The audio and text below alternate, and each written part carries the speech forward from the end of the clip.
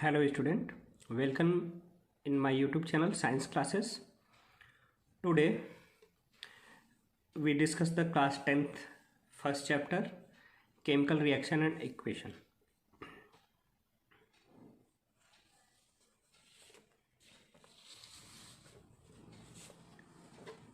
First we discuss the chemical reaction. Chemical reaction is a process by which new substance are formed is called chemical reaction. मतलब कि जिस भी process से कोई नया substance बनता है उस प्रोसेस को हम क्या कहते हैं, केमिकल रिएक्शन। मतलब process by which new substance are formed is called the chemical reaction. In the chemical reaction mainly two things are present, first reactant and second is product. Reactant is substance which participate in chemical reaction is called reactant। मतलब जो भी substance, element, atoms और molecules participate करते हैं chemical reaction में उनको हम क्या कहेंगे, रिएक्टेंट कहेंगे।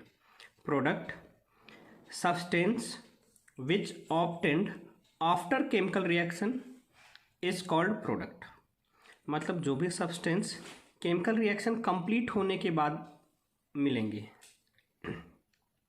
उनको हम क्या बोलेंगे, product. Reactant participate in the chemical reaction, product obtain after the completion of chemical reaction. Next note में देखते हैं, reactant and product are separated by arrow in any chemical reaction. मतलब किसी भी केमिकल रिएक्शन में जो रिएक्टेंट और product का सेपरेशन होता है वो एरो से होता है। एरो के टेल साइड में रिएक्टेंट लिखा जाता है और एरो के हेड साइड में प्रोडक्ट लिखा जाता है। This arrow read as a equal to और गिव्स टू। डिफरेंट टीचर्स इसको डिफरेंट तरीके से प्रोनाउंसिएट करते हैं। जैसे कुछ जगहों पे इक्वल टू होता है और कुछ जगहों पे गिव्स टू होता है। जैसे हम इसको प्रोनाउंसिएट करते हैं इक्वल टू। एग्जाम्पल है N2 + 3H2 equal to 2NH3। N2 and H2, nitrogen and hydrogen are reactant and NH3 are product. If this reaction can be reversed, give the 2NH3 equal to N2 + 3H2. Here NH3 ammonia is reactant and nitrogen and hydrogen are product। मतलब simply है कि जो भी substance arrow के tail side में रहेगा उसको हम रिएक्टेंट कहेंगे और जो सब्सटेंस एरो के हेड साइड में रहेगा उसको हम प्रोडक्ट बोलेंगे।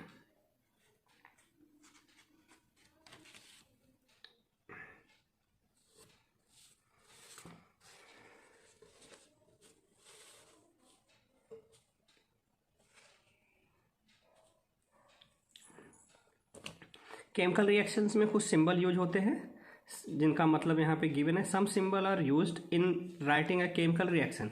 जैसे कहीं भी जी है, ब्रैकेट में जी लिख दिया गया, this indicate the gas molecule. S लिख दिया गया ब्रैकेट में किसी भी रिएक्टेंट और प्रोडक्ट के बाद, तो this indicate the solid. If the right written L indicate the liquid. Triangle बनता है एरो के ऊपर तो वो इंडिकेट किया जाता है हीट। रिएक्शन को हीट दी जा रही है, given to the heat given to the reaction. H+ indicate the acidic medium, OH- indicate the basic medium, AQ aqueous solution और aqueous medium। aqueous that means the water solution और water medium। यहाँ पे medium water होगा chemical reactions में, जो भी solution बनेंगे वह वाटर में बनेंगे। ALC that means the alcoholic solution और alcoholic medium। मतलब जो भी सब्सटेंस के सॉल्यूशन बनेंगे वो किस में बनेंगे, अल्कोहल में बनेंगे। अगर एरो अपवर्ड किसी रिएक्टेंट या प्रोडक्ट के बाद किसी भी प्रोडक्ट के बाद एरो अगर अपवर्ड डायरेक्शन में इंडिकेट किया जाता है तो वो इंडिकेट करता है कि that this product is the gas. Release of gas को इंडिकेट करता है। अगर किसी भी प्रोडक्ट के बाद अगर हम एरो डाउनवर्ड्स लगाते हैं तो यह फॉर्मेशन ऑफ प्रेसिपिटेट को रिप्रेजेंट करता है। मतलब any solid substance formed during the reaction and settle down in the bottom. Next, properties और आइडेंटिफिकेशन ऑफ केमिकल रिएक्शन। मतलब how can you identified any chemical reaction और इन प्रोग्रेस, मतलब कहीं भी आप कैसे आइडेंटिफाई करेंगे किसी भी चीज़ को देख के कि यहाँ पे केमिकल रिएक्शन हो रहा है, किसी भी दो मिक्सचर या दो सॉल्यूशन को मिलाने पे कैसे आप आइडेंटिफाई करेंगे कि यहाँ केमिकल रिएक्शन हो रहा है। तो इसको आइडेंटिफाई करने के लिए कुछ पॉइंट्स हैं। जैसे फर्स्ट है change in temperature. Change in temperature में इंक्रीज और डिक्रीज दोनों चीज़ें आती हैं। टेम्परेचर में भी इंक्रीज और टेम्परेचर में भी डिक्रीज। इंक्रीज और decrease in the temperature of the reaction indicate the progress of chemical reaction. अब on the basis of change in temperature chemical reaction are two types. अगर चेंज इन टेम्परेचर के basis पे बात करते हैं तो यहाँ पे केमिकल रिएक्शन को टू टाइप्स में डिवाइड किया जाता है। First is exothermic reaction, reaction in which heat energy release during the reaction is called exothermic reaction। अगर मतलब किसी भी रिएक्शन में हीट एनर्जी रिलीज होती है that means temperature of the reaction increases. किसी भी रिएक्शन में हीट एनर्जी क्या होती है, इंक्रीज होती है, रिलीज होती है। तो यह क्या करती है कि temperature of the reaction medium increase कर जाता है। इससे क्या होता है, temperature of reaction medium increases, that is called the exothermic reaction. मतलब reaction in which heat energy release during the reaction is called the exothermic reaction. For example CaO plus H2O equal to CaOH twice plus heat. यह plus heat indicate कर रहा है कि heat energy हमारी क्या होती है, रिलीज हो रही है। Next example N2 plus 3H2 equal to 2NH3 plus heat. यह भी हीट इंडिकेट कर रहा है कि हमारा क्या हो रहा है, हीट एनर्जी रिलीज हो रही है।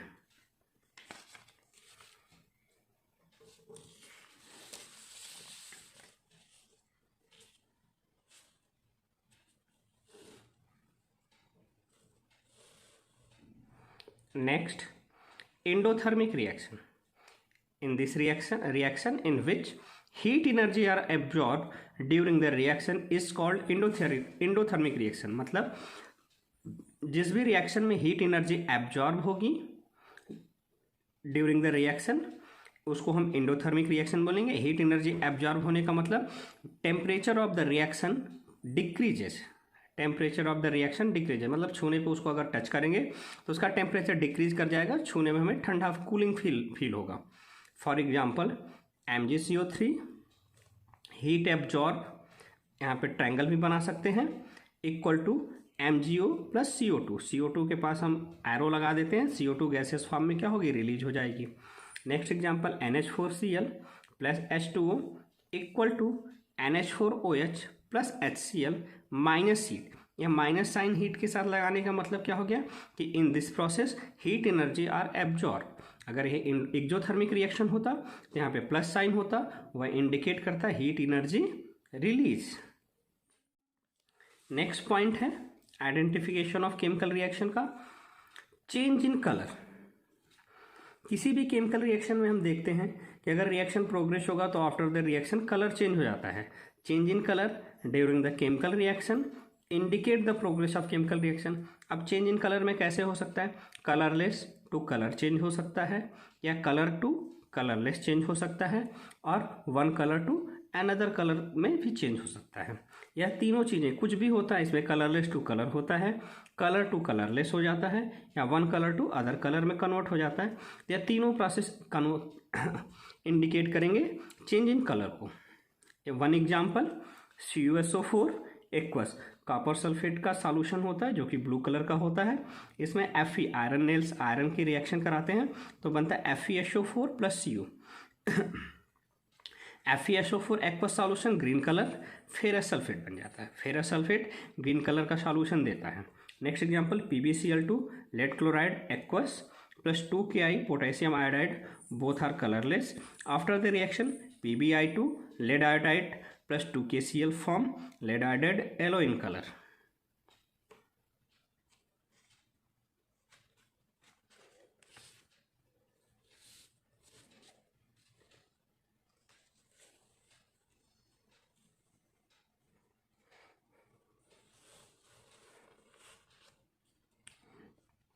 Next point, evolution of gas। Any gas release in the form of bubble during the chemical reaction. Release of the gas in the form of bubbles is called the brisk effervescence. Release of gas in the form of bubbles is called the brisk effervescence. Brisk effervescence को आप ऐसे समझ सकते हैं, cold drink तो आप सब लोग पीते होंगे, कोई भी ऐसा नहीं होगा जो कोल्ड ड्रिंक नहीं पीता होगा। कोल्ड ड्रिंक की बॉटल जब ओपन होती है तो आप देखते हैं ना, उसमें बबल के साथ तेजी से पूरा लिक्विड ऊपर आ जाता है। तो यह जो बबल के साथ लिक्विड ऊपर आता है उसमें कुछ आवाज़ भी आती है। इसी बबल्स का बाहर निकलना एक आवाज़ के साथ, उसको बोलते हैं ब्रिस्क इफरवेसेंस। एग्जाम्पल है NaSCO3 सोडियम बाइकार्बोनेट,